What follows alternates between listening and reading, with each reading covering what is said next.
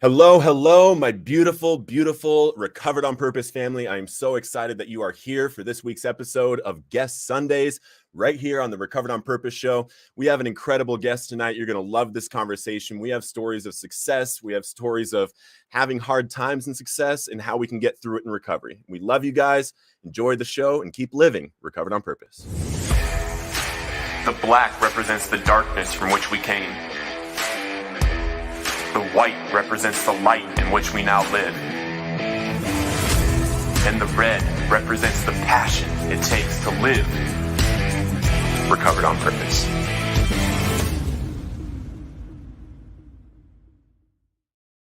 What is up, everybody? Good evening. Good evening. I am so happy you're here for this week's episode of Guest Sundays. Guys, we have an awesome guest tonight. We're going to have a great conversation. Let us know where you're coming in from. If you're watching this live, we love to know all the countries that are coming together and talking about recovery. Let us know your clean and sober days because we love to celebrate with you. So guys, for years, Deborah Driggs was a master of putting on a brave face and looking like she was having the time of her life. She was in movies and magazines. She was even on the cover of Playboy 3 times. Oprah booked her for a show, but it was all a lie. She was miserable. Deborah said, "I was using attention, relationships, and addiction to cover the wounds of my past." Deborah has taken her experiences of finding success in life from the views of society while still finding herself miserable and addicted and transformed into a personal coach, a mentor for high-achieving and high-functioning addicts who are struggling within their success like she was. Deborah and I are going to speak live about her story and how she found peace and recovery from drugs and alcohol. Guys, without further ado, help me welcome Deborah. What's up, Deborah? Hi, thank you so much for having me. Thank Absolutely. you. Thank and you what for a showing up. beautiful introduction. Thank you. You actually really Amen. did your homework. You know me. You know me.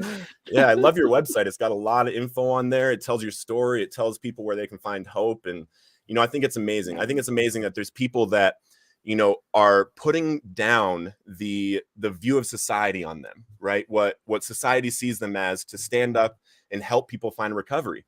Because there's too many of us that are suffering in silence, Is that what you were experiencing? Oh my God, that was my story. I suffered way too long.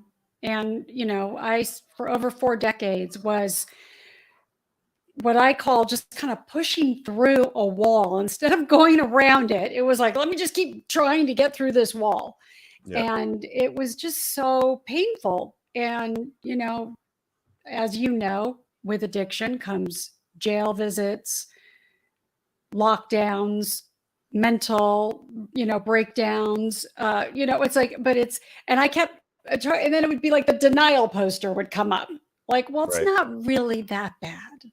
Right. We may have overreacted, and I was just watching this interview with Matthew Perry because it's just so recent. And he was just on Diane Sawyer talking about his struggle decades with alcohol and pills and how isolating the disease is because it just waits to get you alone. And that's where I ended up, alone. I wasn't drinking at a bar having fun. I was drinking at home alone to feel better. And that's it. Like he's like, it's outside doing push-ups, waiting, let me get you alone, take you down. Right. And will you do me a favor and will you push your plugs in the headphones real quick? We're getting a little bit of kicking. Sure. There it is. Is that better? Yes. Yep. Perfect. And we got people coming in from all over the place. We got Colorado in here. We've got Washington in here. We've got Arkansas in here. We've got Illinois, we've got Oklahoma, we've got Michigan. What is up, everybody? It's great to see you. It's great to see everybody. So, Deborah, tell me about what your high school life was like, because that's before, it was before the Playboy and the Oprah and the books and all that kind of stuff. What was going on at that time? That is such a great question because I think that was the start of the progression. And I started drinking at 14, and I remember my first drink like it was yesterday because I was at a dinner. I was in 8th grade, and I was with a whole group of people, and my dad let me have a glass of wine. And I remember thinking, oh, this is amazing. Now I know why everybody drinks. Right. Because I loved it immediately. And I remember that. And then getting into high school, it was like game on. It was like Yeah. I was drinking and trying every drug. I experimented with drugs. Drugs was not, thank God it did not get its claws in me, because I think I wouldn't be here. But Yeah. alcohol had me at Yeah. hello. It was like I could be the person that I always dreamed of becoming. Right. It was like I just all of a sudden had a personality, because I was actually very quiet. I grew up figure skating and I was a little socially awkward. So all of a sudden I had a personality and I was the life of the party and I was the greatest dancer in my head. Yeah. And so high school was lonely. High school was very lonely. It was experimentation time, and I was super insecure and awkward in high school. Mhm. I did not feel good about myself in high school, and I was surviving. Yeah. I had no parental direction whatsoever. No one in my family ever said, "So what do you think you want to do with your life? Mm. What are you going to?" Nobody cared if I graduated high school. Nobody cared if I went to college. It wasn't a discussion with anybody. And Yeah. so I had no parental guidance. I really kind of took charge of my life at an early age, and nobody gave me money. So I worked full time and went to high school. I was smart, but I wasn't applying myself. And so I barely graduated high school. Wow. Wow. And so this was because you don't think that it was like you didn't have that vision, you didn't have that like I want to go to college or I want to do this, so you kind of just like scooted by. That was what was happening. No, I just was getting by. It was like just survival. All the money I made would pay for. I bought my first car. I remember going to the DMV and getting my license the day I turned 16, because I thought, if I have a car and a job, I don't have to put up with anybody, because everybody in my life was kind of in my way, so to speak. You know what I mean? Like dragging me down. And so I was like, okay, I have a car, step aside. And I would just work more and make more money. And then with money comes a little more freedom. And I would say by my senior year, my alcoholism was in full swing, because that's when I was 18, I got arrested, got thrown in jail, spent the night in jail. And I remember my alcohol level. Listen, I don't know how I'm sitting here even talking to you, because I was 18 years old and I passed out at the wheel. And I was on the 405 freeway, which turns into the 5. And it was late at night. And thank God the flashing lights woke me up, and I got pulled over and I passed out in the police car. Like, Oh, wow. who does that? Yeah. I mean, I was just like, okay, thank God you picked me up, because I'm really tired. Night, and that's just insanity. And then I remember going home the next day. My girlfriend picked me up in jail, and I went home, and my stepfather made me a drink. It's like, Wow. that was what I dealt with. So nobody said, maybe you have a problem. It was just, oh God, don't drink and drive. Yeah. And so I was always enabled. Yeah. It's, I was the homecoming queen and the cheerleader. So, don't do that again. Right. Right. That was kind of my experience too. I was I was captain of the football team. We won state my senior year, and I did that same thing. I didn't have the purpose. I didn't have the goals. I didn't know what I was going to do after high school. I didn't really have that conversation with anybody. And it was to the point where I had colleges coming to meet with me for scholarship offers, and I was skipping the meetings with them and going to smoke weed. Like I literally I didn't realize what I was doing with my life. And I think that's an issue with a lot of people that go into addiction, as well as the education system right now.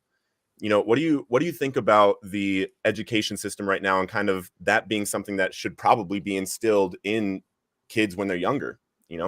Yeah, well, my opinion on the education system right now is it's very outdated. Kids are learning much quicker on their devices. They're way ahead of lessons in the classroom because they can look it up. Yeah. So I think our schools, the kids are spending too much time in a classroom today. It's outdated. Yeah. That worked many, many moons ago. It doesn't work today. We live in a different world. And so Yeah, that's a whole other thing. And kids are they're bored because they have so much information available to them, and they can I know 16-year-olds that are killing it on the internet and on YouTube. And I was just speaking with a 19-year-old girl who's running $1 million business.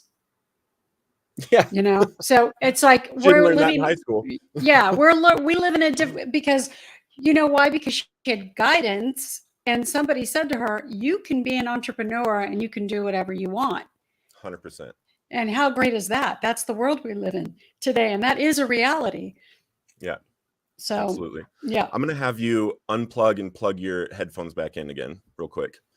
We just keep getting a little bit of choppy. Well, and you know what? Because there's something, are we paused or are we still live? No.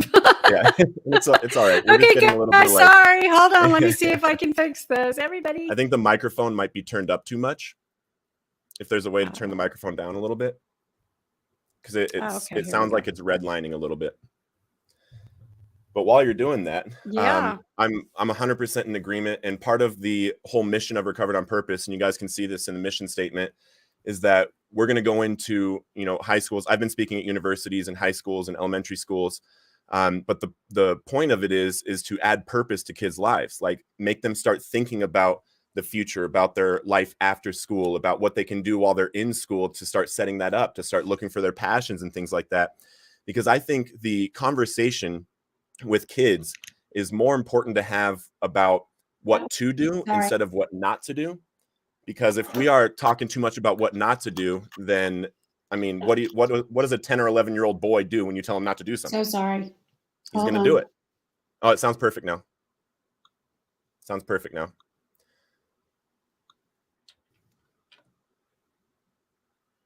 And I think I fixed it. Yep, it sounds perfect now. This is so much fun when you're live.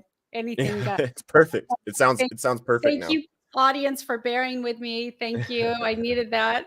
Okay, does that sound good? Yes, perfect. Okay, good. Perfect. And yeah, I think that's what the the school system is.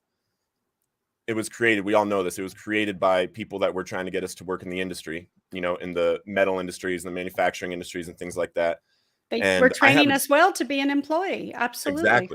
Exactly. And I think that if we were to, be more inclined to show purpose to kids and start showing them how to find their passions, what they enjoy about life, and get them to start pursuing that, not only is that going to, have them flourish more, not get bored and things like that, but they won't be using drugs as much, period, because they're going to be too attached to this thing that they want to do. 100%. And we're, as a country, America is falling way behind with the test scores, with the, IQ going up and things like that because of, the development as kids. So I think that in us as a recovery community, we have the absolute potential to go in there and be the ones that are speaking to these kids. 100%. Yeah. I love that idea. Yeah. I love that idea. It's so key. Yeah. And then what happened with your drinking where it almost killed you?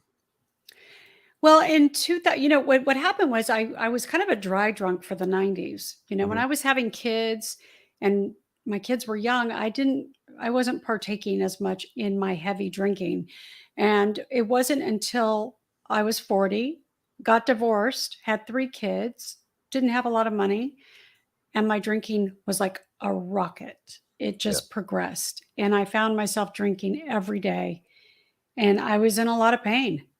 And, pain, divorce, alone. And by the way, I realized this when I was writing out, my whole life drinking story, is that I had never been alone in my life until I got divorced. Mm. And even though I had my 3 kids living with me, it was the first time I was not in a relationship and I was alone. Yeah. And I had to learn things all over.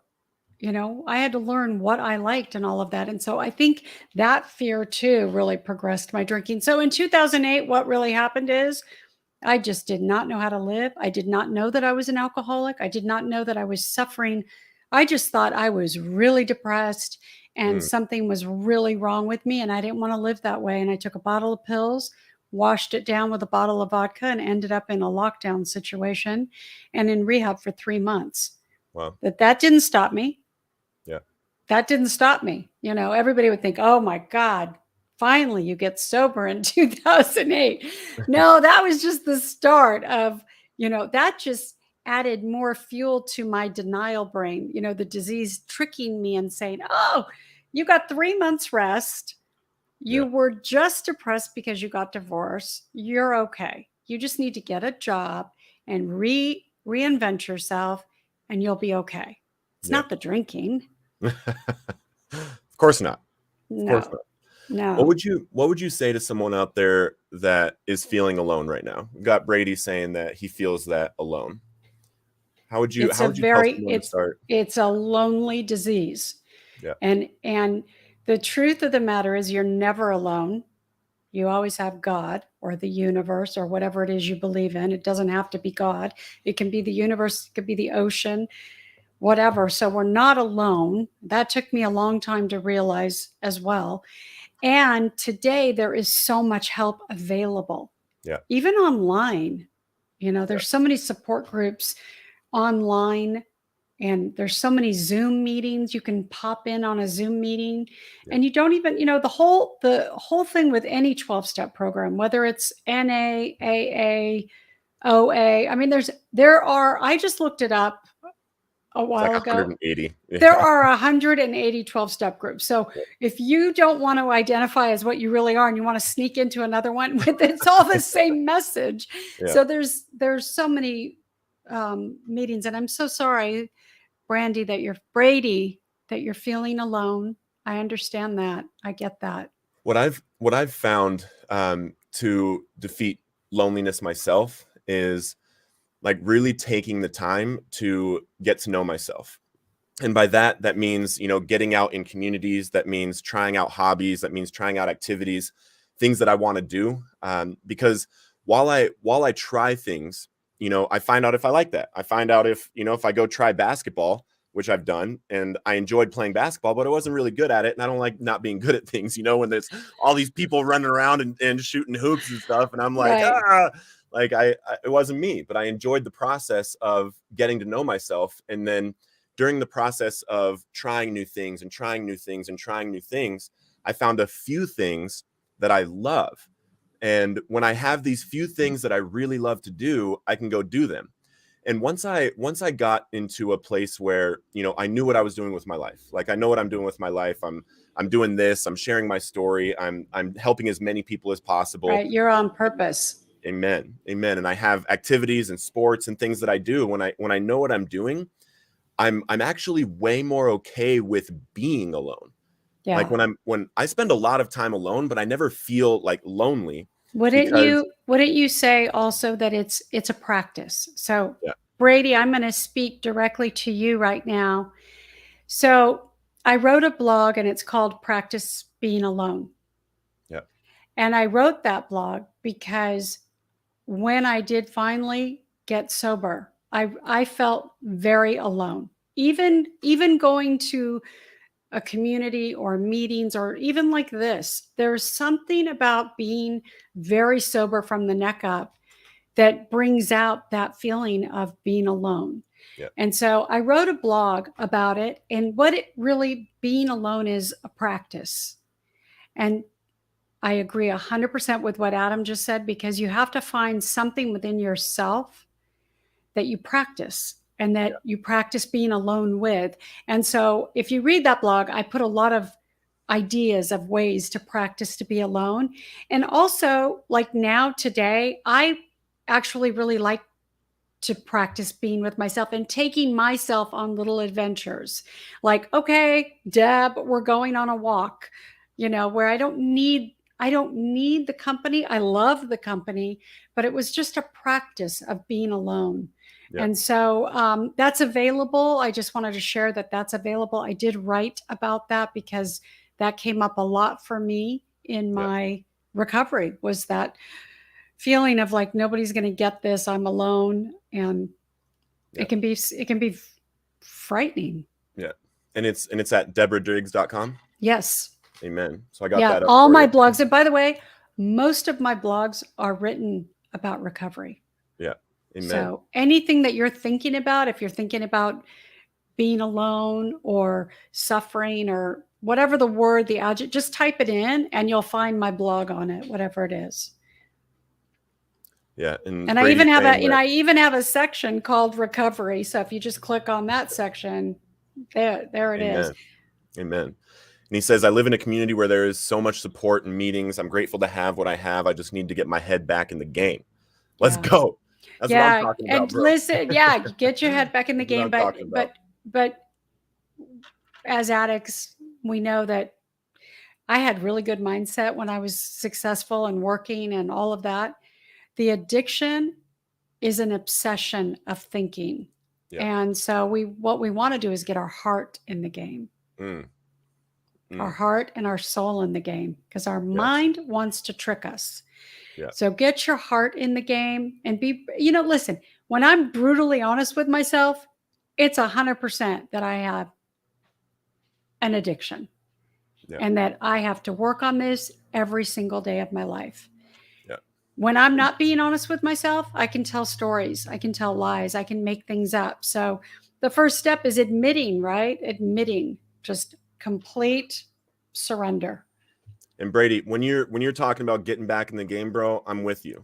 I am with you 100%. And one thing that I would recommend to get back in the game, go to Recovered on Purpose after the show. Go to recoveredonpurpose.com and download the free relapse prevention worksheet.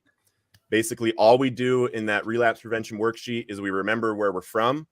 We remember, like what addiction was like, what that was like. And then we start talking about our purpose. We start finding what it is that we want to do. And there's exercises within there to find who you are, what activities you want to try, places you want to, serve at, and different things like that. Cause that's another, something that I used to do, a lot. And when I didn't have the show 5 days a week and things like that, I would go serve at the homeless shelter in Denver. I would go serve at the homeless shelter. I would go out and, talk to the homeless and give out Subway gift cards. Or I remember on multiple occasions during the pandemic lockdown, I went out on the streets, found somebody that was homeless, and I just got dinner with them. I got dinner, or I got lunch, or I got coffee or something. And what that did was it made it so I had somebody to talk to that I could relate to, as well as, because I was homeless. I was there. And I remember that the feeling of loneliness was there when I was homeless also. So that person is probably feeling that way when I go to have this conversation with them. And then all of a sudden we're working together in a spiritual way, in a practical way, but it's just a passing of love, So however you can get out and serve, it's a great way also. Yeah. And that's the main component to recovery is connection. Yeah. And that's why service is it's like, there's no way around it. You have to be of service. You have to give back. I know I hold commitments at a lot of different meetings that I go to, and it's like keeping myself accountable. And it's also humbling myself. Like I'm not above or below. I'm right there with you. We're all on this together, in this together. I'm not trying to get around anything anymore. It is what it is. I used to sneak into meetings, back in the day and just kind of sit in the back and kind of like check in with, okay, I'm not that bad. Okay. Okay. I'm out, When I think back on that, like, just first of all, when you're an addict, those are the crazy things, right, that we do. Like, we don't, who does that? Yeah. Yeah. Sneak into a 12-step meeting. Yeah. And it's a powerful place to come from. And I've actually witnessed this because I have some friends that are like really, really, really doing well in life. Right. And the conversation with them and the way that they think of themselves, they think of themselves very highly, but they don't think of themselves highly in comparison to anybody. Yeah. It's really interesting because there's no thought about somebody else at any level. It's like, I don't think of them as low. I don't think of them as high. Yeah. I just think of myself as someone who is doing something. I'm constantly thinking about. We're just walking path together. Yes. Yeah. We're just walking. As Ram Dass says, we're all just walking each other home anyway. Amen. And then I know that you can relate to this. People have become weak, and with growth of luxuries and comfortable lifestyle cannot handle our mental health. Same for me, no less than worse. And what was going on? Because I mean, it was in the beginning of the show, we were talking about how you were on the cover of Playboy 3 times. You were invited to the Oprah Winfrey show. You were doing, Yeah. And acting. I remember how I felt Yeah. when I flew to Chicago to do Oprah. It was in 1990, and I did her Valentine's Day special, and I didn't know who I was, or I was completely disconnected from myself. I look back at those photos of me on the cover of Playboy or in Playboy or any of that time in my life, and it's like I don't recognize myself. Yeah. It's really wild. Yeah. And people, that don't know my story or don't know me, they'll look at it a different way. They won't look at it through my lens. But when I look at it, it's like, I don't recognize that person. It's like it's a different person. It's so wild. And it is. Yeah, It is. it That's what we is. find in recovery. We find that we are a new creation. Yeah, Like I was hiding and running like Yeah. crazy.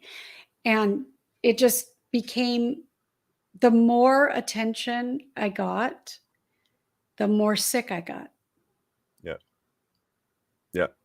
And I'm Yeah. really grateful that, in my recovery is where I've gotten more attention. And honestly, I was reflecting on this a few days ago while I was messaging people back and talking with people in my messenger on the page. And I was witnessing, almost from an outside perspective, how much I loved everybody that I was talking to. Yeah. And how with this, with the following and with the, with the opportunity to help people, it's expanded who I am, not changed who I am. Yeah. And I'm really grateful to have found what I'm doing right now in recovery after finding God, after finding these things, because I've realized beforehand that, I am right here with everybody. I am right here with everybody. I have been to the gutter. I have been homeless. I have struggled with, not being able to communicate with people correctly and stuff. And going through these conversations, I'm like, oh my gosh, I love these people. Like, I Yeah. love everybody. And It's interesting, right? How that happens when I think you finally are available to the message or to the information. And then it's funny, I say this all the time now. I was like, I don't want to be in 12-step program. And now I love it. Yeah. I thought I thought I had just, nobody wants to feel defeated. Yeah. Or that was my thing. I was like, well, I kept justifying, well, look, I'm doing good over here. So why can't I control this one part of my life? And I just couldn't. Yeah. But now I love, like you said, I love when I talk to people and we just talk on the same page about addiction. There's no hierarchy, or we're just both two drunks on a bus. It's like in sobriety, you find that beauty, that real connection with people. When I have conversations now, I remember them. I remember people's names. It's real. 100%.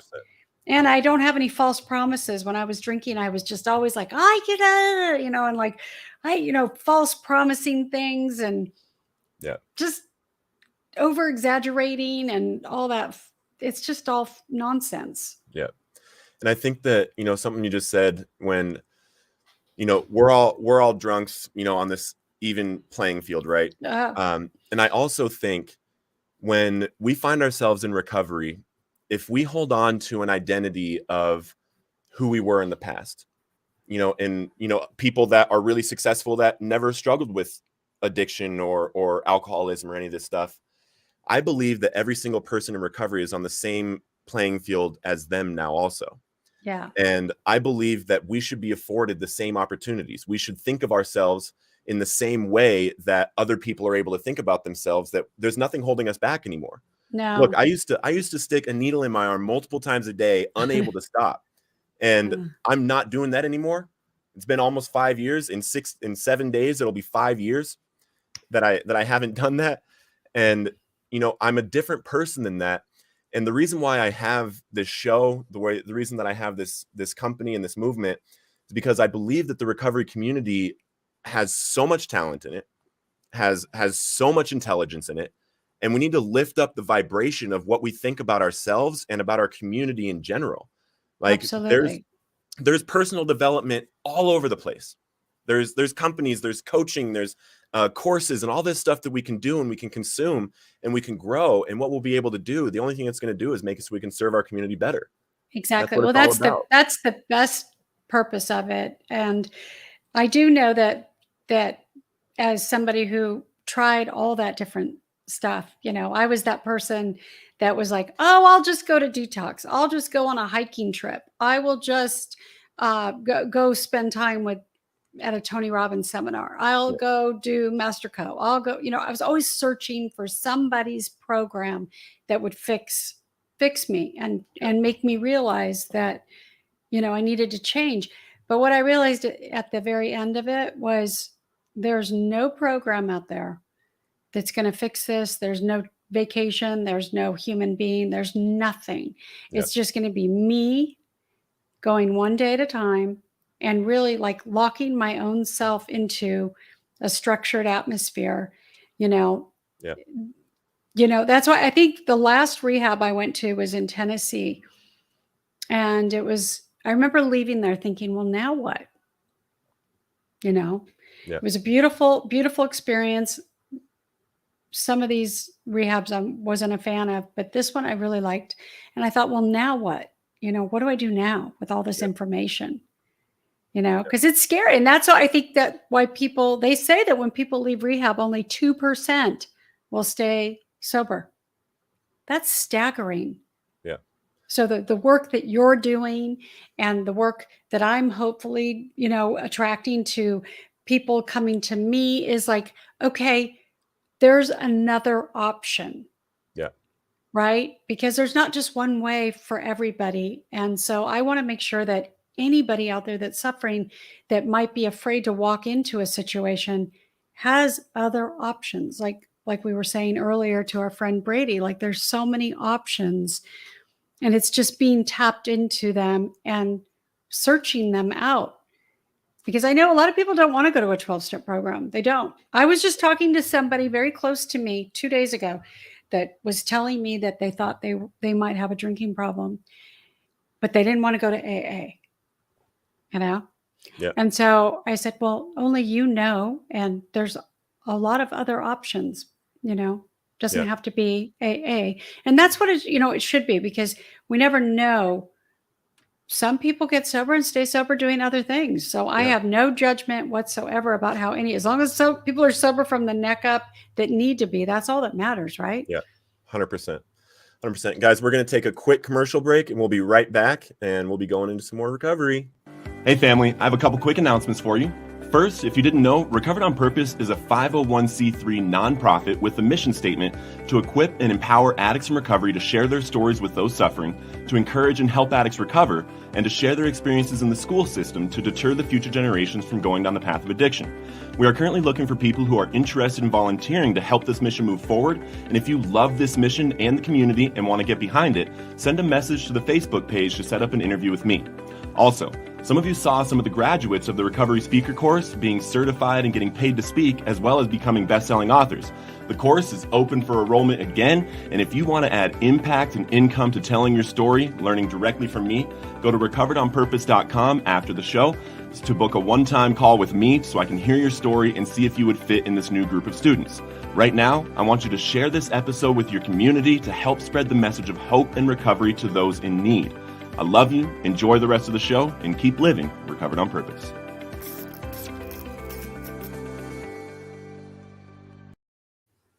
Amen. Amen. Amen. Beautiful. Yeah, and we were talking a little bit before break about, people that might not want to go to 12-step programs, people that might want to find a different recovery journey. And, I'm a 12-stepper. I'm a Christian. I'm not afraid of either one of those things and being very vocal about it. And I'm very happy to hear when people find recovery. That's it. That's it. And anything you can do to find recovery, that's amazing. What I think is beautiful about 12-step fellowships, for anyone out there listening that is struggling, that is thinking, I don't want to go there for whatever reason. The beautiful thing about the 12-step fellowships is that it's a place in basically every city in the world that you beautiful. are able to go and relate to people 100%. Yeah. Even if you just need to go in there and just talk about what's going on in your addiction, talk and see if there's a solution in there for you. See if you can meet somebody in there. Maybe there's somebody in there that has even another solution. You know, the thing is that Yeah. the 12-step fellowships, their success rate has dropped to not a whole lot higher than rehabs. And it's because there's so many mixed messages and things. The fellowships have been watered down with different messages from other fellowships and things like that. But what the issue is that we stop taking responsibility and accountability for our own recovery. We can't pass it off on this thing to be the thing that's going to do it. It's not the 12-step fellowship that's going to do it for you. It's not the treatment center that's going to do it for you. It's not the medically assisted treatment that is going to do it for you. It's you picking a path that you believe you can do, that you believe will work for you, and doing it with everything inside of you, with 100% effort. Because that's the only way you're going to find recovery. I don't care what it is that you do to find recovery, but if you do it with 100%, then you'll find recovery. So that's what it's about. Now, that's what it's about. One day at a time. Amen. Amen. One day at a time. Don't get overwhelmed. Like so many times, I think that was really what took me back out, was just the overwhelm and not staying right here in the moment, you know, and realizing that I've only got today. Amen. That's it. And if I go to bed tonight, sober, with checklists through my day that I did the best I could, then I will sleep and I will get up and I start my routine all over. And I think that's the other thing, you know, alcoholics need structure. They need a routine and they need a coach. They need somebody to kind of hold them accountable to make sure they have their intention for the day and they do the things that keep you sober. Yeah. Amen. Amen. And speaking of coach or therapy, how can someone get free therapy with you? Well, you know, you can book a complimentary session with me. Here's what's really cool. Here's what I decided to do, because I do want to reach more people, is I decided to have a group coaching club. So we would do this. We would just meet twice a month via Zoom. You know, the beautiful thing about COVID, this was the beautiful silver lining, is that now I can go to meetings with anybody anywhere in the world. Yeah. Their Zoom meetings are available anywhere in the world. I actually have a commitment every Monday for a London meeting. I go to a London meeting and I get to, you know, you get to meet different people and get different perspectives. Yeah. And I think that's important in recovery, is to hear different perspectives so that it keeps you fresh and keeps you going.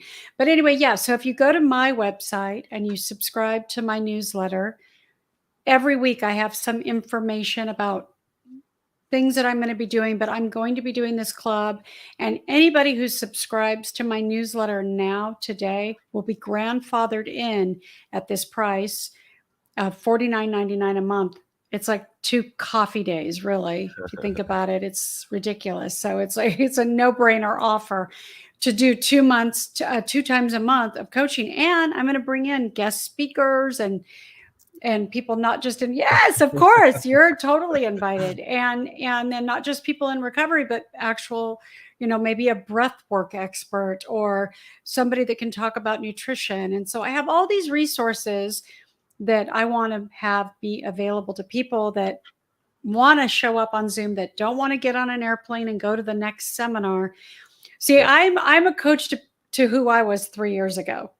I was that person getting on airplanes, going here, getting coached here, doing this, doing that, and I was still suffering.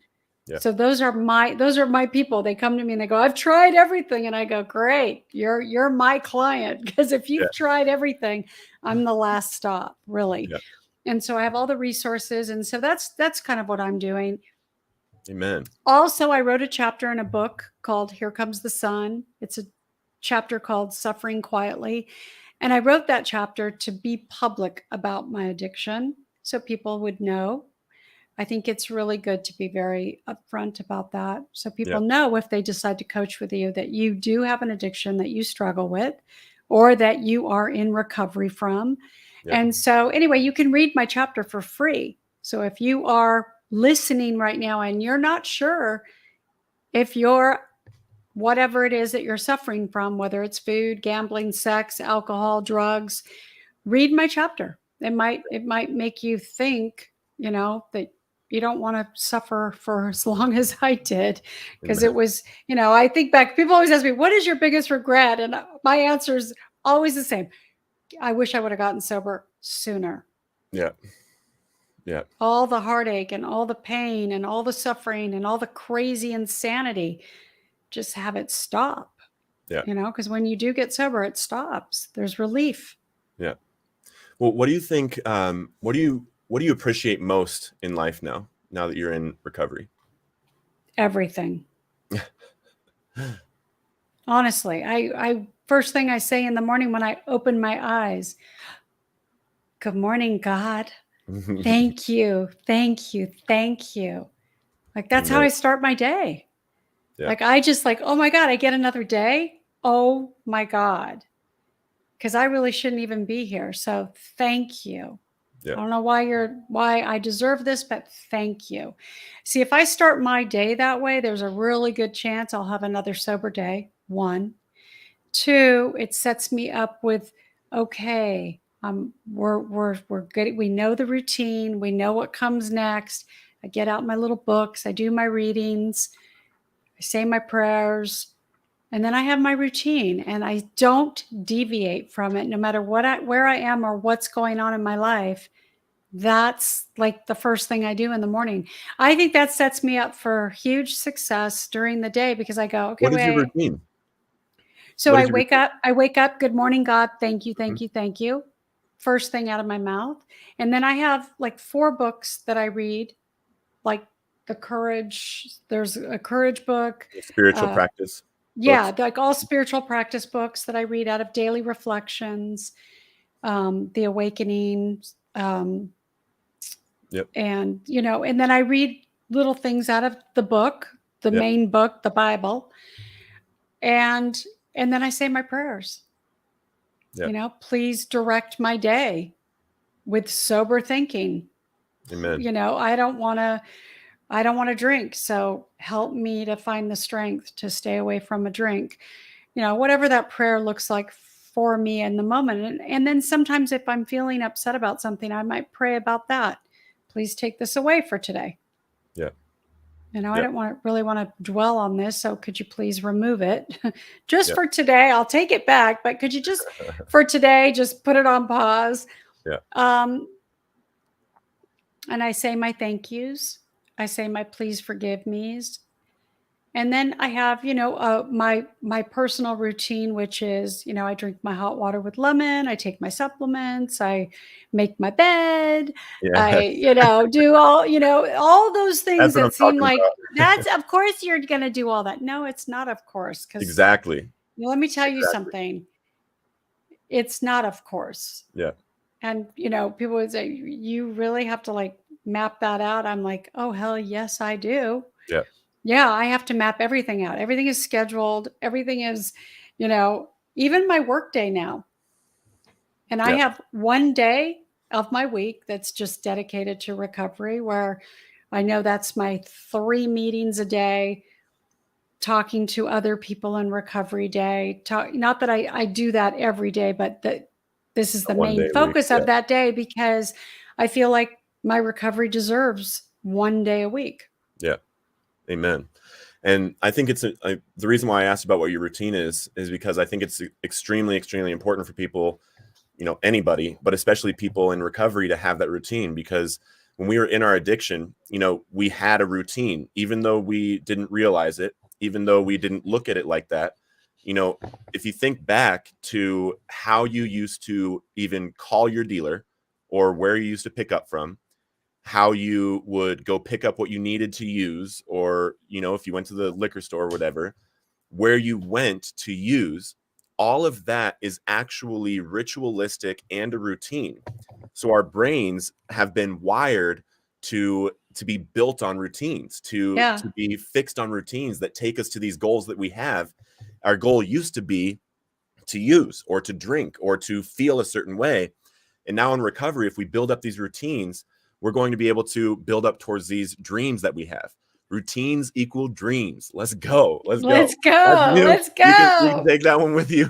I'm going to. It's going on my whiteboard. Yes. Routines equal dreams. Yeah, Yes. I have to tell you, it's absolutely true. And the wiring in my brain, I actually went on a walk a few days ago, and I'm walking, and I walked by a place that I used to go in, sit at the bar, have lunch, drink some rosé or whatever drink, would always turn into more drinks. But I went in this bar and I'm walked by this bar, and I immediately picked up the phone and called a woman that I know is in recovery. And I said, I'm walking by a slippery place right now. And I didn't realize it was until I got very close to it. And I thought, because there's memory bank there. Yeah. There's memory bank. And that it starts to come in like, oh, you kind of had fun when you, remember? Mm-hmm. Yeah. And no, I had to remind me that where I ended up almost dead on a gurney. Like I have to be reminded of just how ugly and what I I found, looked in I remember, addiction. I think I was in my first or second year of recovery. And I went back to the place where I was homeless and everything. It wasn't the city that I grew up in, but it was in Billings, Montana. And I was homeless there and addicted. And I was riding around with someone that is in recovery also. He had long-term recovery. Yeah. I don't remember where we were going, but I remember like pointing at a place and being like, I remember when I shot up there. Oh, I remember that hotel when I was staying there, because with all the money I had that night when it was, you remember that freeze that one night? Yeah, I was in that hotel with 7 people.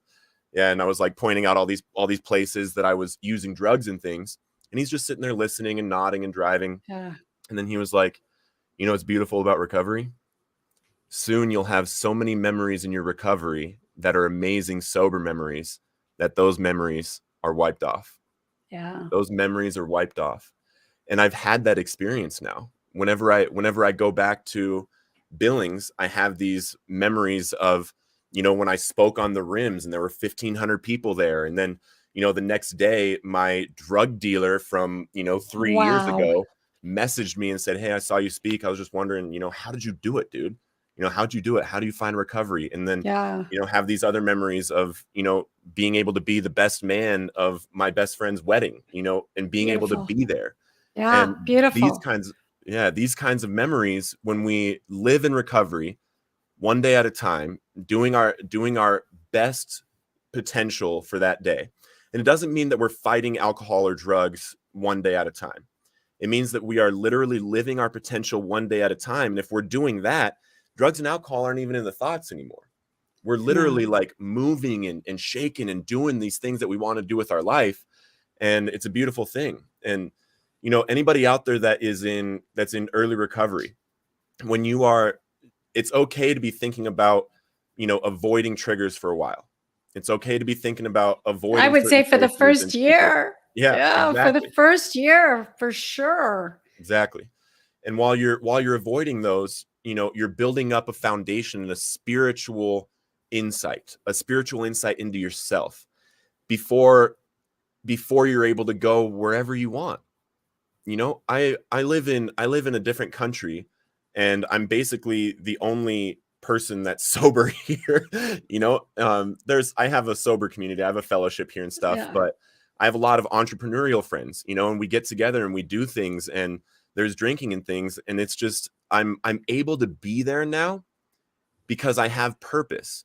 Everybody knows my story. Everybody knows who I am, and one time, there was actually one time I was at a friend's house here, and I had one of my other friend made me an orange juice and soda drink. Like, he made it all frou-frou-y. He made like this, big non-alcoholic drink for me.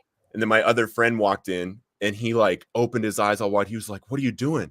I was like, "Bro, I just decided I don't want to be sober anymore." Took a drink of it, and he almost starts crying. He's like, "What are you doing?" And I was like, "I'm just kidding, bro. I'm just kidding," because everybody now, because I'm so open about it. Yeah, I'm so open about it.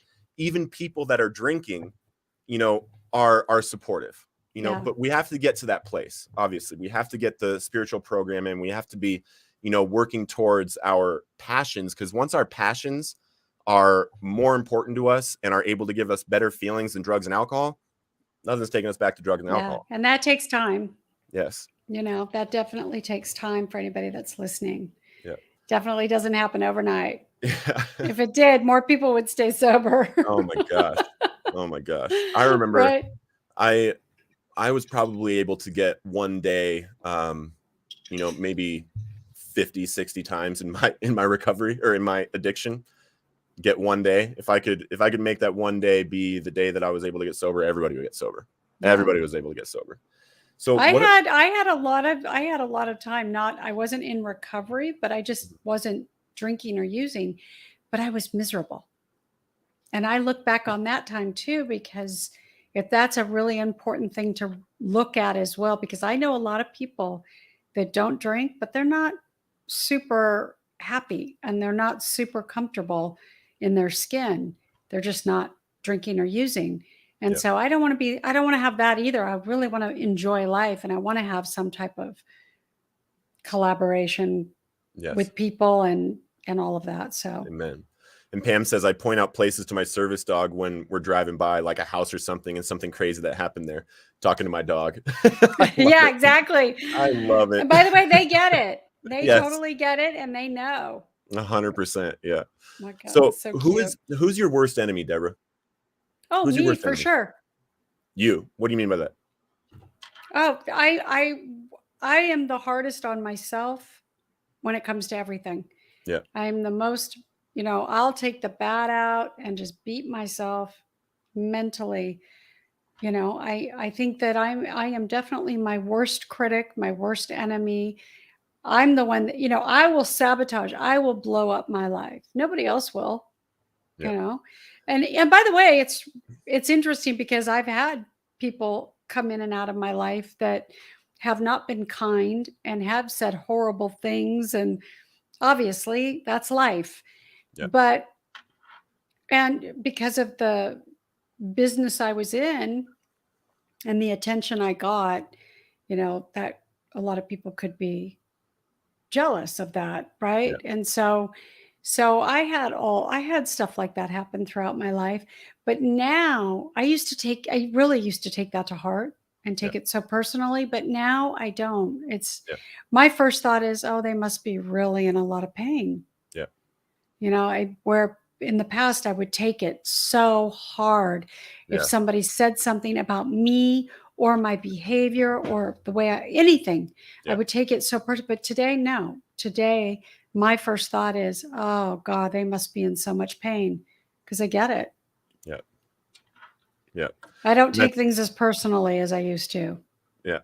And I think that's a powerful place to come from. And that's spiritual fitness right there. When you can when you can put yourself down and see yourself in someone else, see God in someone else. The way that I show up to interactions with people, thinking about how can I be the example of recovery and the example of who God would have me be right now. Exactly. And when we have those thoughts constantly going into conversations and constantly, thinking what's best for this person, not only are we going to be able to serve them better, but we will actually feel better. We'll actually get more opportunity. We'll actually get more blessings and all of this stuff when all of that stuff comes from us being selfless, from us coming from a place to love others, right? Absolutely.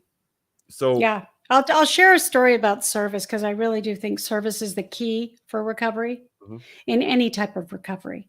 So when I was down, had nothing, I was broke, I was living with my mother in Florida. My kids were living with their dad, and I wouldn't get out of bed. I wasn't using or drinking, but it was right after like 2009, right after rehab. And I wouldn't get out of bed. I was so depressed. And every day my mom would come and she's like, are you going to get up today? Because I just literally would make an appearance for me. I didn't have an appetite. I just was so in a self-pity pot that was so bad. Yeah. So she came, she was really smart. She asked me to walk her dog. So I start walking her dog. She lives in a 55 and over community. And I start walking this dog. And I feel like that movie with Cameron Diaz, In Her Shoes, where Cameron Diaz is living with her grandmother in this 55 and over community. That was me. And I'm walking the dog, And people are like talking to me and they're like, oh my God, who are you? Da, da, da, da. Because everybody knows everybody's dog. And they're like, Yeah. isn't that Dorothy's dog? So what had happened is now I'm talking to everybody and I'm finding out that their grandkids never come and visit, or their kids never come and visit, or somebody's dying, or they have an illness and they're sick. So every day now we're meeting at the dog spot and I'm getting to know everybody in the neighborhood. And looking back on that time, it wasn't so much of that giving me something to do. It was more about they were saving my life because I was being of service to them. And I would come home and tell my mom, oh, you know, so-and-so with the dog, with that dog. And I would tell my mom all the news in the neighborhood. I knew everybody. And I look back on that time as just those little things that we don't appreciate or we don't think are a big deal. They are big deals. Because just that walking around the neighborhood and interacting with people, they weren't in recovery, but they were saving my life because they got me out of this, which is my crazy thinking. And I was now thinking about other people and what's going on with their life. And I was really concerned when they were like, oh, my kids don't come visit. How nice that you're here with your mom. And I was thinking, if they only knew, you know, like I have no money, I'm broke, and I just got out of rehab. But, you know, but you never know where that lesson or that feeling of usefulness is going to start to happen, where you feel 100%. useful and you get out of the self-pity. 100%. And something that I was talking about this, I think it was Wednesday, on Bringing the Word Wednesday, that God says that some are sowing seeds, some are watering seeds, but God is ultimately the one that makes the plant grow.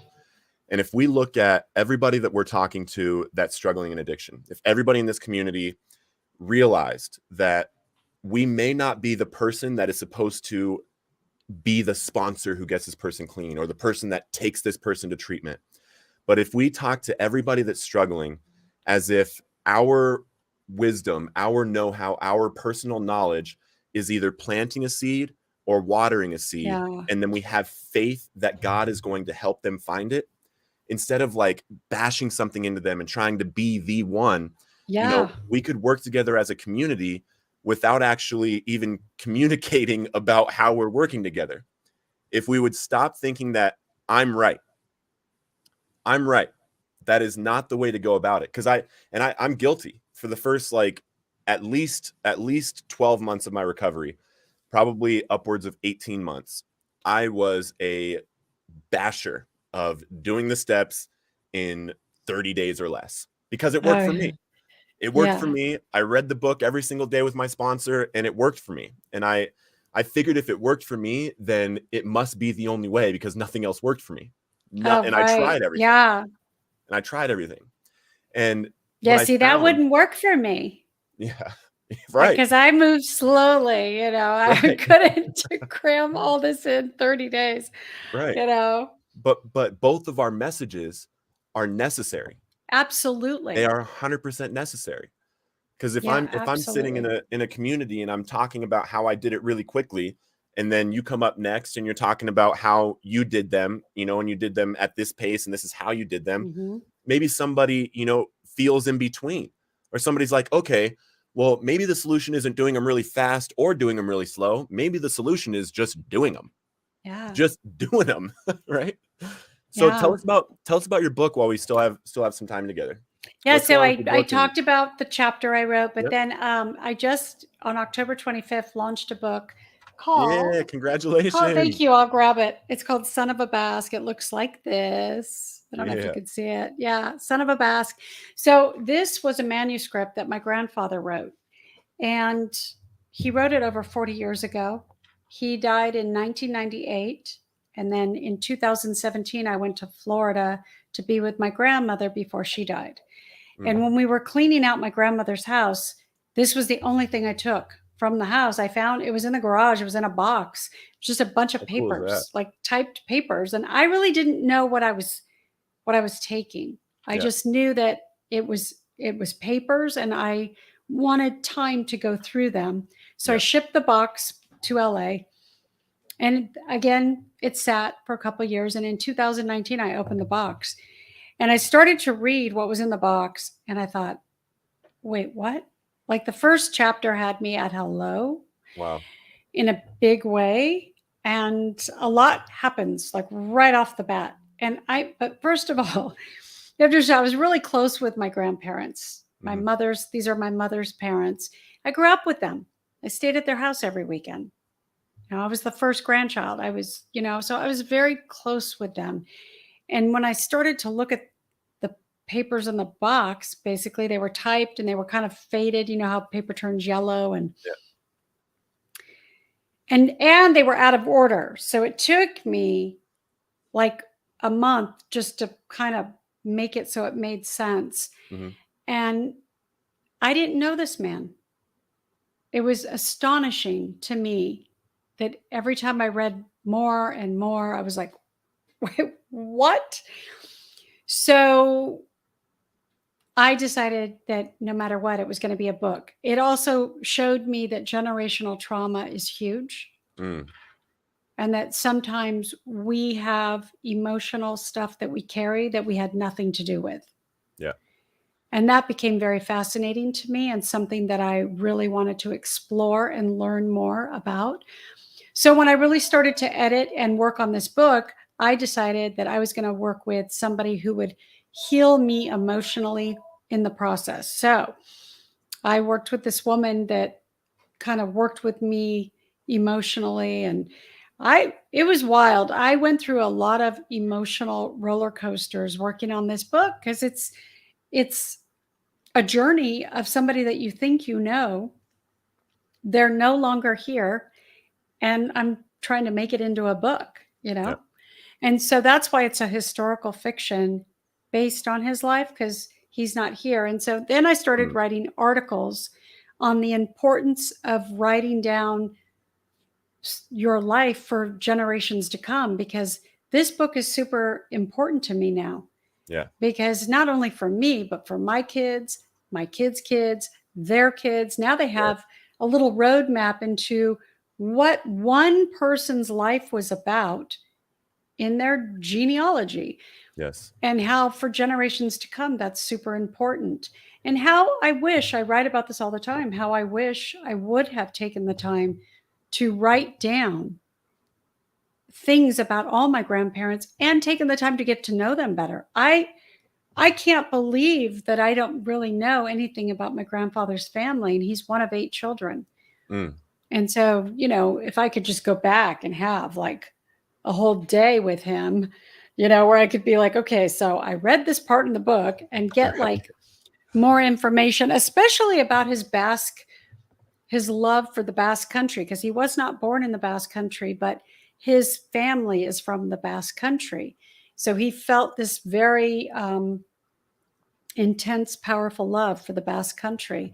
And so I had to guess a lot of the writing that I did, I had to guess and kind of use my own imagination and write from my heart of what I thought it should be. And then, when something, it's like a puzzle, you start to put the pieces together and the characters together. But really, this book is a tribute to my grandfather. He was a leader. He was courageous. He was a survivor. He was just the most beautiful soul. And I actually gave his eulogy at his funeral in 1998. And after publishing this book, I did not do it justice, because now I know so much more about him that I would have shared at his funeral. How much more powerful is it now that you get to publish a book form? How much more powerful is that? Now it's everything. A eulogy is once. A eulogy is once, and this book is able to reach a lot more people. So a lot more people. And what's beautiful is my grandfather was a huge war hero. So I really, my goal is to get it into the hands of vets all over the world. Yeah. Amen. That's amazing. Yeah. Amazing. Guys, we appreciate you being here. Deborah, thank you so much for coming on, blessing the community, having this conversation. And guys, we love you. Enjoy the rest of the night. And remember, if you want to get on the coaching with her, get on the I think she has a free session with her on her website as well. Yeah. I'm doing a live Zoom on November 17th. So come join me to talk about the book. So yeah, go to my website and sign up for my newsletter to be invited. Amen. Amen. Well, thank you so Yeah. much, guys. We love you. Enjoy the rest of your night and keep living Recovered on Purpose. Yes.